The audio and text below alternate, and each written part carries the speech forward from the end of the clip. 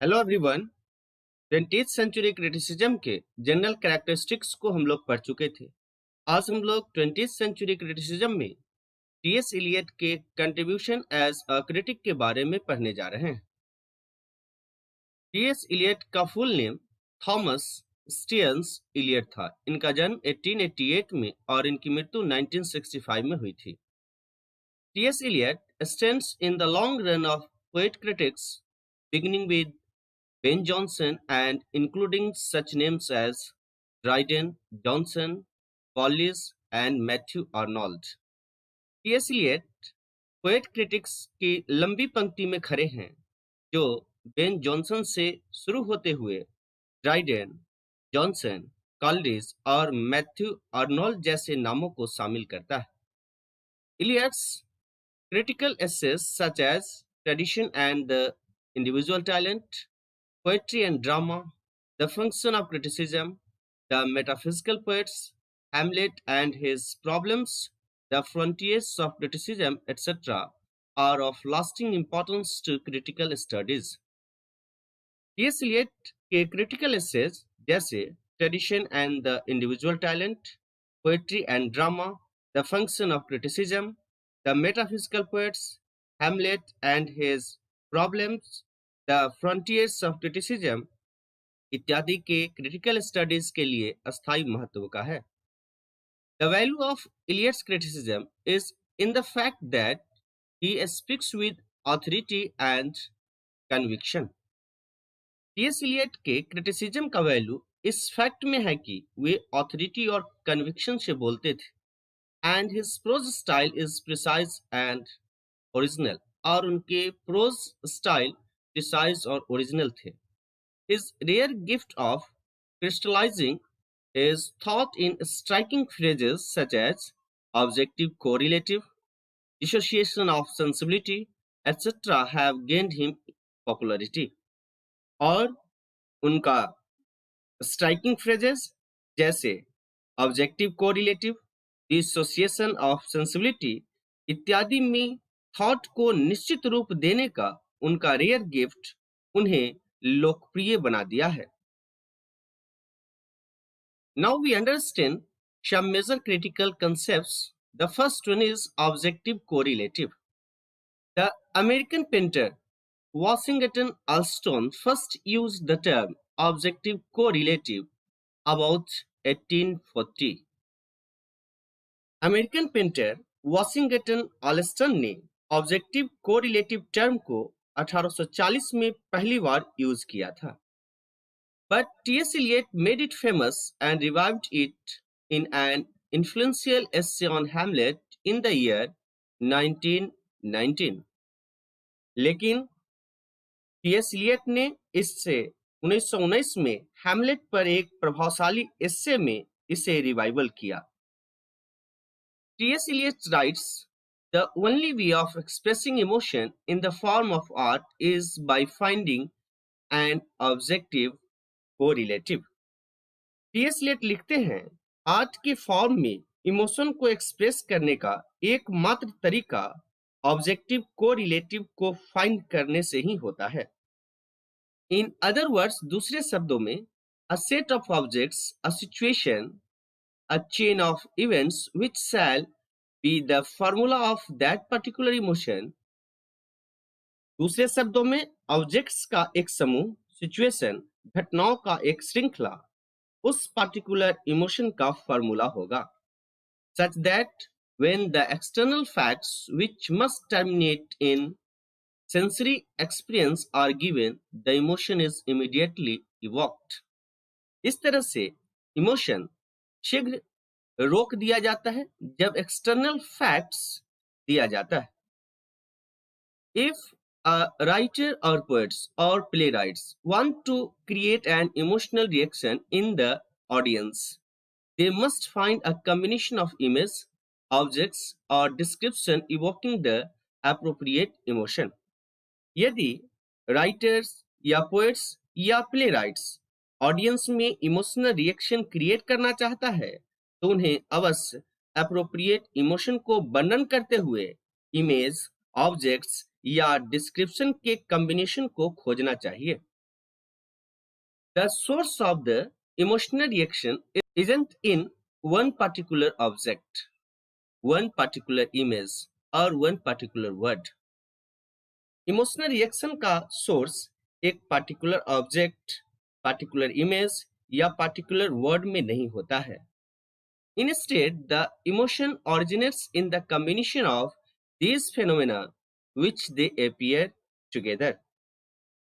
इसके बदले में इमोशन इन घटनाओं जो एक साथ दिखता है के कॉम्बिनेशन में ओरिजिनेट होता है. For example, hypothetical film means imaginative film में निम्नलिखित सीन को कंसीडर करें. जैसा कि ऑडियंस मूवी देखते हैं, एक दृश्य में 1 दर्जन डिफरेंट लोग दिखता है जो सभी काले रंग के ड्रेस में हैं और अम्ब्रेला पकड़े हुए हैं. स्थान कब्रिस्तान का है जो ग्रे हेड स्टोन मीन्स समाधि शिला से भरा है. आसमान काला हो रहा है और वर्षा की बूंदे टीयर ड्रॉप्स की तरह स्टोन के फेस पर स्लाइड कर रहा है. एक अकेली विधवा अपनी घूंघट उठाती है और वह अपनी शादी की अंगूठी उतारती है और ग्रेव स्टोन मीन्स कब्रशिला पर इसे रखती है. हल्की सिसकने की आवाज शोक मना रहे लोगों के पीछे से सुनाई देता है. जैसे ही विडो दूर होने लगती है, क्लाउड्स में एक ब्रेक दिखाई देता है. ग्रे स्काई में इस गैप से सनलाइट के एक सिंगल शाफ्ट मीन्स किरण पुंज नीचे उतरता है और कब्र के नजदीक ग्रीन स्पॉट पर गिरता है जहां एक अकेली येलो मैरीगोल्ड खिल रहा है. वर्षा की बूंदे फ्लावर के पेटल पर गोल्ड की तरह चमकता है. तब सीन समाप्त हो जाता है और एक्टर का नाम मूवी के एंड में स्क्रीन पर स्क्रॉल होने लगता है. मान लीजिए मैंने व्यूअर से पूछा, इस सीन को देखने के बाद आपका इमोशनल रिएक्शन क्या था? अधिकांश या शायद सभी कहेंगे, सबसे पहले यह सीन वास्तव में बहुत दुखद है, लेकिन मैंने उस विधवा के दुख के बावजूद न्यू होप महसूस किया. हम लोग सभी भावनात्मक रूप से एक ही तरह से क्यों रिएक्ट करते हैं? डायरेक्टर को बताते हुए कोई आवाज नहीं दिया गया कि वुमेन के लिए अभी भी होप है. कोई भी कैरेक्टर वास्तव में यह नहीं बताता है, यहाँ तक कि दृश्य कभी नहीं डायरेक्टली बताता है कि विडो स्वयं शुरुआत में दुखी थी. इसलिए इमोशनल रिएक्शन को विशेष रूप से क्या इवोक किया? अगर हम लोग पैसेज मीन्स रास्ता को देखते हैं तो हम लोग किसी भी वस्तु या शब्द या कोई भी ऐसी चीज की पहचान नहीं कर सकते हैं जो स्वयं ही होप एक्सप्रेस करेगा. सनलाइट किसी भी पॉजिटिव इमोशन को ताजा कर सकता है. एक मैरीगोल्ड अपने आप में सुंदर होता है, लेकिन जब हम लोग एक को देखते हैं तो हम लोग सामान्यतः आशावाद के फ्लो को फील नहीं करते.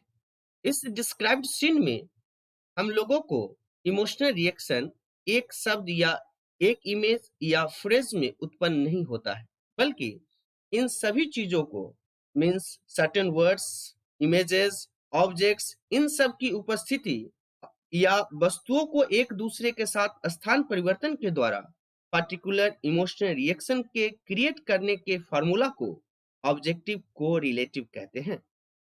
होल पार्ट्स से अधिक बड़ा होता है.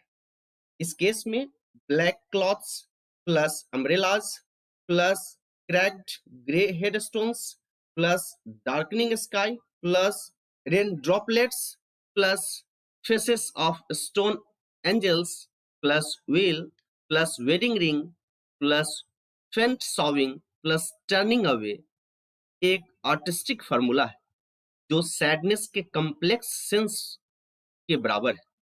जब सैडनेस का वह complex sense turning away plus breaks in clouds plus single yellow marigold blossom plus shaft of sunlight plus green spot of grass plus glittering rain drops plus petals के साथ जोड़ा जाता है, तो ये नए इंग्रेडिएंट्स अब नए इमोशनल फ्लेवर होप को क्रिएट करता है.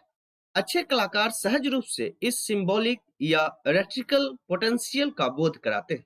टी.एस. इलियट सुझाव देते हैं कि यदि कोई प्ले या पोएम या स्टोरी सफल होता है और राइट इमोशन को इंस्पायर करता है, तो क्रिएटर ऑब्जेक्टिव को रिलेटिव को पा लेता है। अगर कोई पार्टिकुलर सीन भारी भरकम लगता है या यह ऑडियंस को इमोशनल रिएक्शन के बिना छोड़ देता है या यह दृश्य के लिए उपयुक्त एक से गलत भावना को इवोक करता है, तो वह पार्टिकुलर सीन ऑब्जेक्टिव को रिलेटिव के रूप में काम नहीं करेगा। Now second, dissociation of sensibility और unification of sensibility. T S Eliot का इससे द मेटाफिजिकल पोएट्री को पहली बार 17th सेंचुरी में जे.जी. ग्रियर्सन के रिव्यू में प्रकाशित किया गया था, लेकिन इससे केवल रिव्यू से कहीं अधिक है। यह बहुत वैल्यू और सिग्निफिकेंस का एक क्रिटिकल डॉक्यूमेंट है। यह इन कवियों में रिवैल्यूएशन और रीअसेसमेंट ऑफ इंटरेस्ट को दिखाया है जो कंसिडरेबल टाइम से नेग्लेक्ट किए गए थे। इलियट ने मेटाफिजिकल पोएट्स पर न्यू लाइट डाला है और दिखाया है कि वे लोग न तो विचित्र हैं और न ही शानदार हैं, बल्कि महान और परिपक्व कवि हैं। एक कवि इंग्लिश पोएट्री के मेन स्ट्रीम से एक डाइग्रेशन मीन्स भटकाव को रिप्रेजेंट नहीं करते हैं, बल्कि इसे जारी रखते हैं। इसी एसे में इलियट पहली बार डिसोसिएशन ऑफ सेंसिबिलिटी और यूनिफिकेशन ऑफ सेंसिबिलिटी का यूज किया है, जो वर्ल्ड वाइड पॉपुलैरिटी एक्वायर किया है और तब से लिटरेरी क्रिटिसिज्म पर बहुत दूर तक प्रभाव डाला है। Eliot examines one by one with suitable illustrations the characteristics which are generally considered metaphysical. T S Eliot एक एक करके सुटेबल एग्जाम्पल्स के माध्यम से उन कैरेक्टरिस्टिक्स को एग्जामिन करते हैं जिन्हें मेटाफिजिकल माना जाता है। First, there is the elaboration of a simile to the farthest possible extent to be met with frequently in the poetry of Donne and Cowley. Simile को पॉसिबल एक्सटेंट से elaboration है जो डॉन और colic की poetry में बार बार मिला। Secondly, there is the device of the development of an image by rapid association of thought requiring considerable agility on the part of the reader, that is a technique of compression. Image के development का device है। Device means literature में reader पर effect छोड़ने वाली लेख। And third, the metaphysicals produce their effect by sudden contrast. Metaphysicals sudden contrast के द्वारा अपने इफेक्ट को प्रोड्यूस करते हैं। Thus, in the line, a bracelet of bright hair about the bone, the most powerful effect is produced by sudden contrast of the association of bright hair and bone. इस line में bright hair और bone को जोड़ने से sudden contrast द्वारा most powerful effect produce किया जाता है। लेकिन इमेजेस का ऐसा टेलीस्कोपिंग मीन्स एक दूसरे में घुसना और एसोसिएशंस का सडन कंट्रास्ट डॉन के पोएट्री का कैरेक्टर नहीं है। यह एलिजाबेथन ड्रामाटिस्ट्स जैसे शेक्सपियर, वेबस्टर, टॉर्नियर और मिडलटन की विशेषता है। इसे पता चलता है कि जॉन जन, काउले और दूसरे एलिजाबेथन ट्रेडिशंस से संबंध रखते हैं और किसी अन्य से नहीं। जॉन जन की पोएट्री की प्रमुख विशेषता महान एलिजाबेथन राइटर्स की विशेषता भी है। इसके बाद इलियट डॉक्टर शैमुअल जॉनसन की मेटाफिजिकल पोएट्री के फेमस डेफिनेशन को लेते हैं, जिसमें ग्रेट डॉक्टर्स ने अब इसके दोष को अब इस पोएट्री में परिभाषित करने की कोशिश किया है। Doctor Johnson in his life of Cowley points out that in metaphysical poetry the most heterogeneous ideas are yoked by violence together. Doctor Johnson अपनी लाइफ ऑफ कॉली में बताते हैं कि मेटाफिजिकल पोएट्री में विषम विचारों को एक साथ वायलेंस से ज्वाइन किया जाता है। लेकिन Eliot says that to bring together heterogeneous ideas and compelling them into unity by the operation of the poet's mind is universal in poetry. Eliot कहते हैं कि पोएट के माइंड के ऑपरेशन के द्वारा हेटेरोजेनियस आइडियाज को एक साथ लाना और यूनिटी में उन्हें अनडिफाइंड करना पोएट्री में यूनिवर्सल होता है। ऐसा यूनिटी स्वयं जॉनसन की poetry the vanity of human wishes में भी प्रेजेंट है। डॉक्टर जॉनसन के रिमार्क्स का फोर्स इस फैक्ट में है कि उनके व्यू में मेटाफिजिकल पोएट्स केवल वायलेंस डिसिमिलर आइडियाज द्वारा ज्वाइन कर सकते थे। वे लोग समस्त एक के रूप में उन्हें यूनाइट नहीं कर सके। हालांकि यह फैक्ट नहीं है। इस स्कूल के अनेक पोएट्स हेटेरोजेनियस आइडियाज को यूनाइट करने में सफल हुए हैं। इलियट अपने विवाद के समर्थन में हर्बर्ट कॉली, बिशप किंग और दूसरे पोएट्स के भाव को प्रेजेंट करते हैं। इसलिए वे निष्कर्ष निकालते हैं कि मेटाफिजिकल पोएट्स डॉक्टर जॉनसन के द्वारा दिए गए डेफिनेशन द्वारा दूसरे पोएट्रीज से डिफरेंशिएट नहीं किया जा सकता है। डॉक्टर जॉनसन बताते हैं फॉल्ट वहां नहीं है और हेटेरोजेनियस आइडियाज का यूनिटी सभी पोएट्री में कॉमन होता है।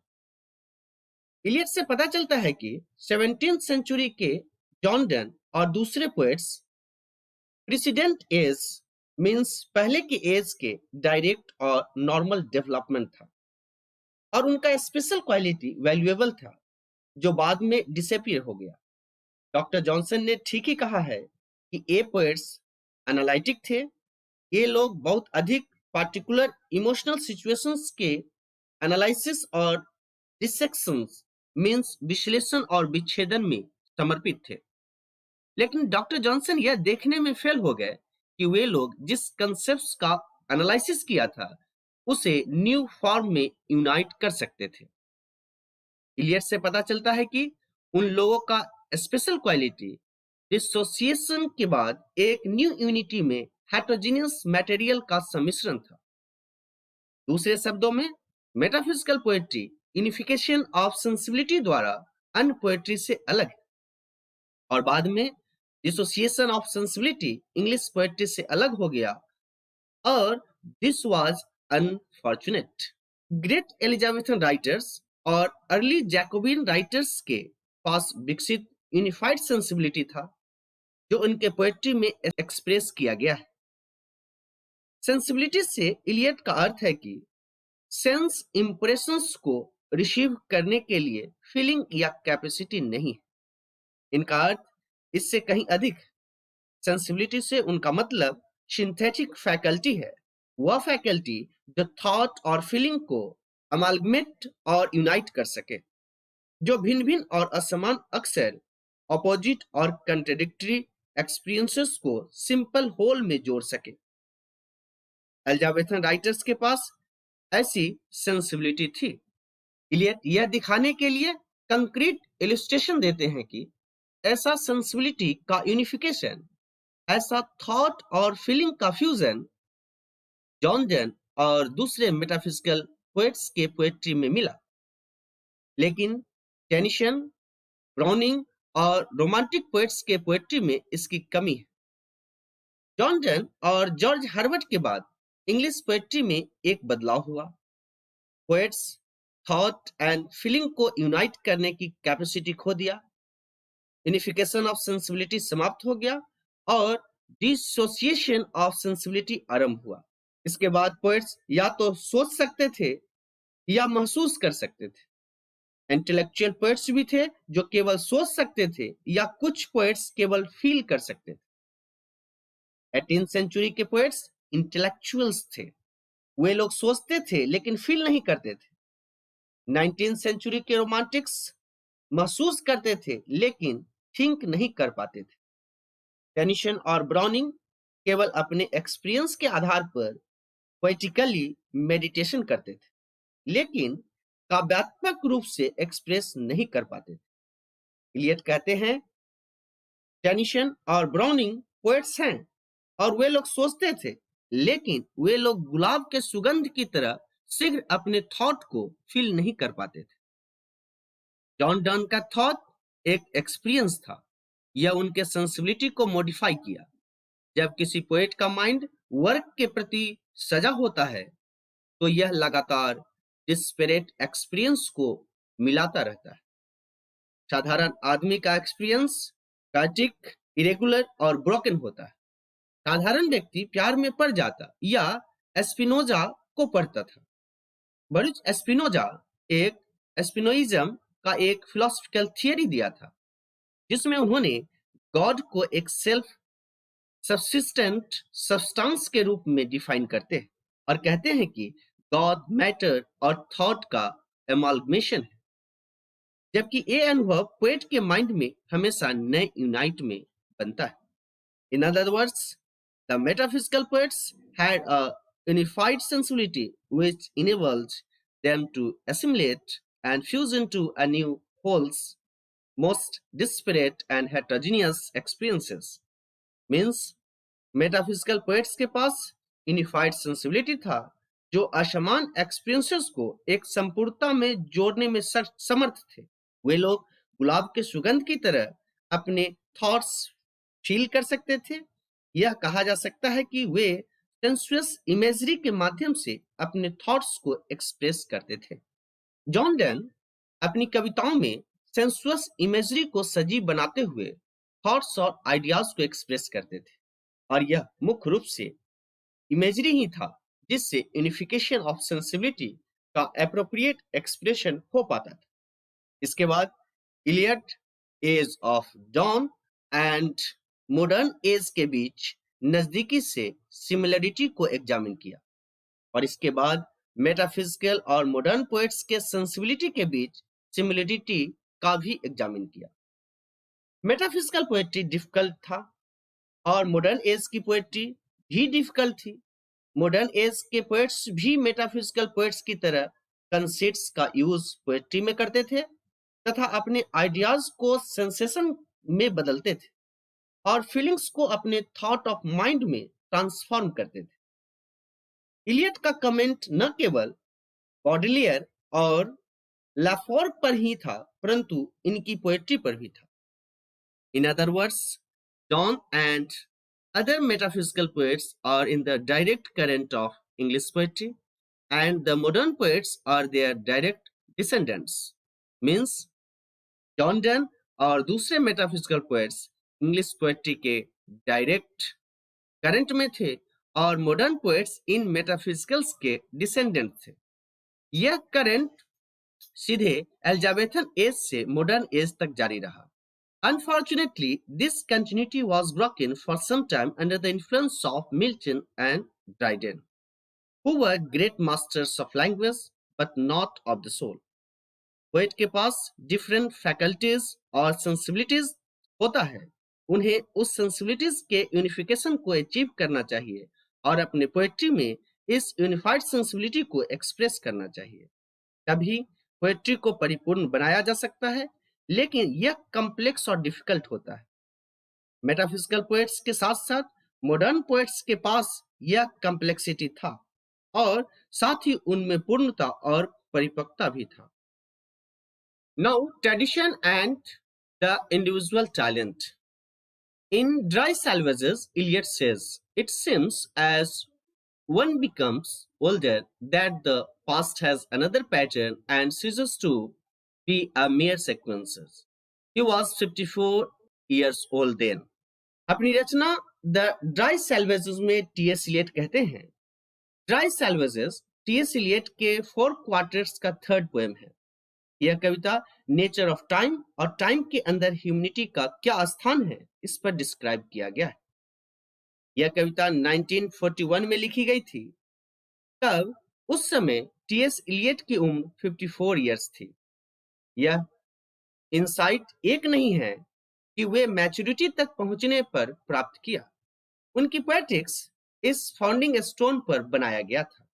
As far as 1919, through that seminal essay, Tradition and the Individual Talent, Eliot issued his unofficial critical manifesto. इससे पहले 1919 में tradition and the individual talent के माध्यम से टी.एस. इलियट अपना अनौपचारिक आलोचनात्मक घोषणा पत्र जारी किया था।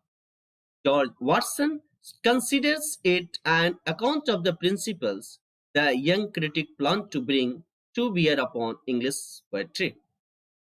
जॉर्ज वाटसन इसे उस प्रिंसिपल का लेखा जोखा मानते हैं जिसमें यंग क्रिटिक इंग्लिश पोएट्री को लाने का प्लान किया था।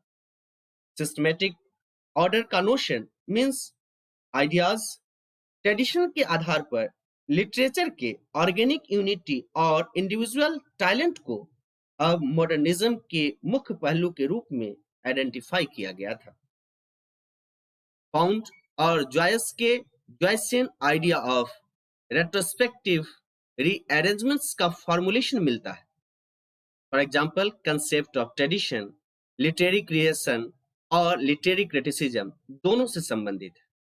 इलियट ने वायलेंटली इस व्यू का खंडन किया कि पोएट की महानता दूसरे पोएट्स से उसके ओरिजिनलिटी, इंडिविजुअलिटी या डिफरेंसेस पर होता है। टी.एस. इलियट कहते हैं कि यह अक्सर देखा जाता है कि रचना का न केवल सबसे अच्छा बल्कि सबसे व्यक्तिगत पार्ट्स भी डेड पोएट्स एंसेस्टर्स की तरह हो सकता है, जो विग्रसली इन सभी के इमोर्टलिटी को बताता है। इस प्रकार ट्रेडिशन अनिवार्य है।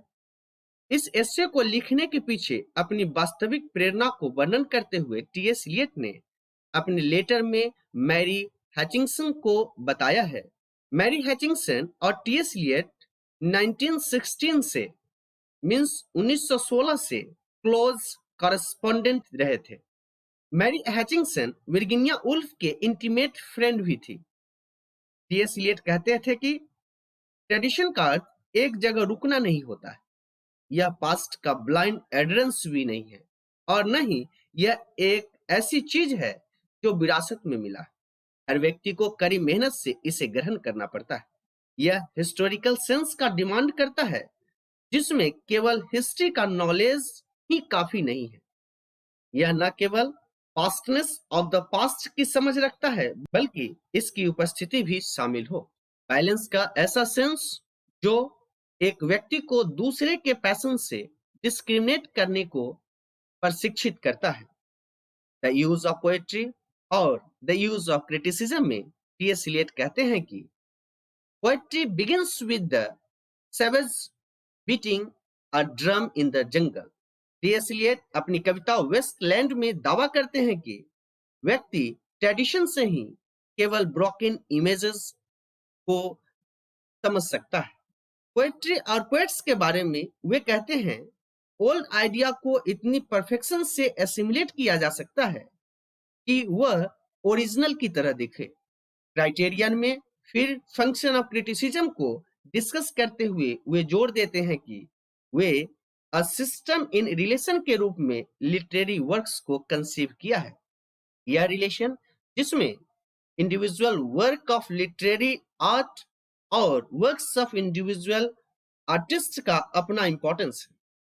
यह ठीक उसी तरह से है जो उन्होंने tradition and the individual talent में कहा था। No poet, no artist of any art has his complete meaning alone. His significance, his appreciation is the appreciation of his relation to the dead poets and artist. इसका अर्थ है, कोई भी poet, कोई भी आर्ट के आर्टिस्ट के पास अपना संपूर्ण अर्थ नहीं होता है।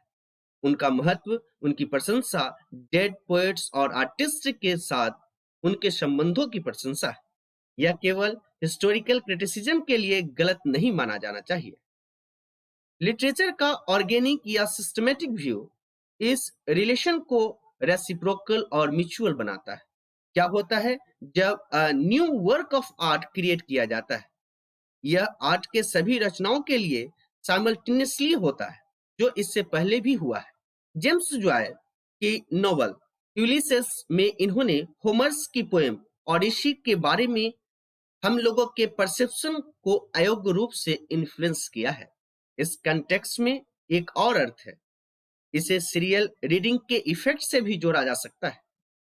लिटरेचर और आर्ट की होलिस्टिक कंसेप्ट यह है कि यह एक न समाप्त होने वाली कंटिन्यूटी है जो किसी भी क्षण पूरा हो सकता है। एक्सिस्टिंग मॉन्यूमेंट्स आपस में एक आइडियल ऑर्डर फॉर्म करता है जो अपने बीच में एक न्यू वर्क ऑफ आर्ट के इंट्रोडक्शन द्वारा मॉडिफाई किया जाता है। आर्ट के प्रत्येक वर्क का रिलेशंस, प्रोपोर्शंस और वैल्यूज होल में रीएडजस्ट किया जाता है और यह ओल्ड और न्यू वर्क्स के बीच कन्फर्मिटी है। एक कवि जो इस रेट्रोस्पेक्टिव रीअरेंजमेंट से अवगत होता है वह बड़ी कठिनाइयों और रिस्पॉन्सिबिलिटीज से अवेयर होगा। रेट्रोस्पेक्टिव मीन्स अफेक्टिंग और इन्फ्लुएंसिंग पास्ट थिंग, बीते हुए वस्तुओं पर प्रभाव डालना। It makes him aware of his own place in time. In other words, the English writer should know that he is a part of the English literary culture, which in turn is a part of European culture. Writer को अवश्य Europe के सामूहिक mind को appreciate करना चाहिए और याद रखना चाहिए कि यह एक ऐसा मन है जो बदलता है और यह चेंज एक डेवलपमेंट है जो कुछ भी नहीं छोड़ता है। यह डेंट या शेक्सपियर को नहीं लेता है। तब राइटर को रियलाइज हुआ कि कलेक्टिव माइंड जो ट्रेडिशन का स्टोर हाउस है, यह इंडिविजुअल माइंड से अधिक इंपॉर्टेंट है। इस तरह के थॉट राइटर को करेक्ट कर देगा और वह लगातार सेल्फ सरेंडर के प्रोसेस से अपने वर्क को सफलतापूर्वक करेगा। यह डिपर्सनलाइजेशन में होता है जो आर्ट को साइंस के कंडीशन में पहुंचा देता है। Theory of impersonality. Impersonality of poetry का थियरी इलियट के कंसेप्ट ऑफ ट्रेडिशन का कंक्लूजन है। इलियट अपने थियरी के लिए पॉसिबल ऑब्जेक्शन के बारे में कंसस थे। ऐसा प्रतीत हुआ कि इलियट पोएट के लिए एक रिक्वायरमेंट के रूप में गहरी विद्वता का सुझाव दिया। यह बताया गया कि अधिक विद्वता क्रिएटिविटी को फॉरवर्ड करता है।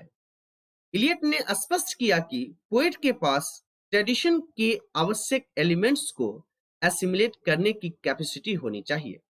अधिकांश स्कॉलर्स ने ब्रिटिश म्यूजियम से हिस्ट्री लिया, जबकि शेक्सपियर ने प्लूटार्क से एसेंशियल हिस्ट्री को चुना। प्लूटार्क ग्रीक के फिलोसोफर, हिस्टोरियन, बायोग्राफर, एसेइस्ट और टेम्पल ऑफ अपोलो के पुजारी थे। इनका जन्म 49 एडी में हुआ था। Tradition and the individual talent के फर्स्ट सेक्शन में Eliot the poet and the past के बीच रिलेशन को डिस्कस करते हैं। सेकंड सेक्शन में Eliot the poet and the poetry के बीच रिलेशन को एग्जामिन करते हैं। पोएट का माइंड एक कैटलिस्ट मींस उत्प्रेरक की तरह होता है। कैटलिस्ट का काम केमिकल रिएक्शन को तेज करना होता है, लेकिन इस प्रोसेस में कैटलिस्ट इनर्ट, न्यूट्रल और अनचेंज्ड रहता है। जितना अधिक परफेक्ट आर्टिस्ट होता है, उतना ही पूर्ण रूप से वह अलग होगा। ऐसा आर्टिस्ट पीड़ा उठाता है, लेकिन माइंड को क्रिएटिव बनाता है। The elements which enter into the mind are of two kinds, emotions and feelings. Elements जो आर्टिस्ट के मन में शामिल होता है वह दो प्रकार का है, emotions and feelings. The effect of a work of an art on one who enjoys it is exclusively an art experience. किसी व्यक्ति पर वर्क ऑफ आर्ट का इफेक्ट जो आर्ट से वह आनंद लेता है उसे आर्ट एक्सपीरियंस कहते हैं।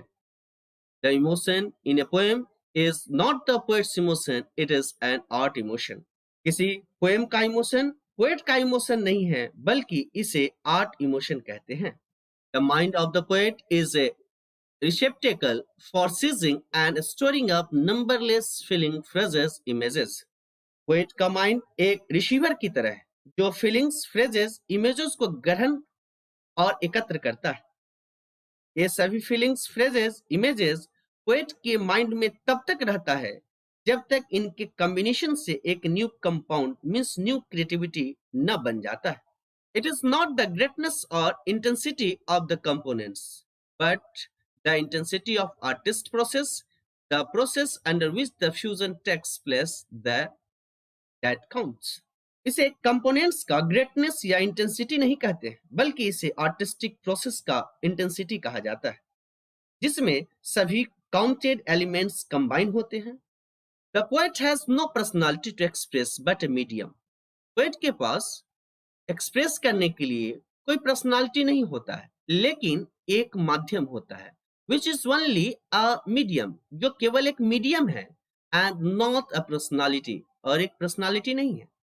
It is in this context that Eliot finds fault with Wordsworth's theory of emotions recollected in tranquility. इस संबंध में इलियट वर्ड्सवर्थ के थियरी ऑफ इमोशन, जो शांत चित्तता को कलेक्ट करता है, में फॉल्ट ढूंढा था। Nor is it a spontaneous overflow of powerful feelings according to him. Eliot के अनुसार यह पावरफुल फीलिंग का एक फ्लेक्सिबल ओवरफ्लो नहीं। Poetry is not a turning loose of emotions, but an escape from emotion. It is not an expression of personality, but an escape from personality. Eliot कहते हैं कि poetry emotions का एक turning loose नहीं है, लेकिन यह इमोशंस का एक एस्केप है। यह एक ऐसा एक्सप्रेशन भी पर्सनालिटी का नहीं है, लेकिन यह पर्सनालिटी का एक एस्केप है। Eliot's theory of impersonality suffers from vagueness and inconsistency. Eliot का theory of impersonality अस्पष्टता और अस्थिरता से ग्रसित है। He was a vehement critic of aesthetic mysticism. Way aesthetic mysticism means सौंदर्य रहस्यवाद के गंभीर आलोचक थे। Even Eliot's ardent admirer Christian Smith admit that impersonality theory comes close to aesthetic mysticism. T.S. Eliot के एडमायरर क्रिस्टियन स्मिथ मानते हैं कि इम्पर्सनालिटी का थियरी एस्थेटिक मिस्टिसिज्म के क्लोज है। If the mind of the poet is only a passive, inert medium, how could Eliot speak of the transforming catalyst? और इनके जो अर्डेंट एडमायरर है क्रिस्टियन, वे कहते हैं कि अगर पोएट का माइंड केवल एक निष्क्रिय माध्यम है तो इलियट ट्रांसफॉर्मिंग कैटलिस्ट के बारे में कैसे बात कर सकते हैं? The problem can be resolve in two ways. यह प्रॉब्लम दो तरीके से रिजॉल्व किया जा सकता है। One is to take personality and impersonality to mean particularity and universality. Personality means particularity और impersonality means universality. इस तरह से पर्सनालिटी को पार्टिकुलरिटी से और impersonality को यूनिवर्सलिटी से हम लोग जोड़ सकते हैं। Secondly, if the essay is to be considered a piece of workshop criticism, it is only reasonable that motives predominant in criticism should find their substantial in creative work. यदि एसे को workshop criticism का एक टुकड़ा माना जाता है तो यह केवल उचित है कि क्रिटिसिज्म में मुख्य रूप से रचनात्मक काम में उनकी अभिव्यक्ति मिलनी चाहिए। Thus, tradition and the individual talent explains the style Prufrock and Westland. Prufrock और Westland T.S. Eliot के दो poems हैं। Later, Eliot himself revised some of the views expressed in this essay. अतः tradition and the individual talent को T.S.. Elliott ने अपनी poetry Prufrock और the Westland में एक्सप्लेन किया था और बाद में वे इस एस्से में अपने व्यूज को रिवाइज किया। इस तरह से 20th सेंचुरी क्रिटिसिज्म में कंट्रीब्यूशन ऑफ टी.एस. एलियट को पढ़ चुके। तो आज के लिए इतना ही। नेक्स्ट क्लास में फिर आपसे मुलाकात होगी। तब तक के लिए thank you very much. Take a good care of yourself. Thank you.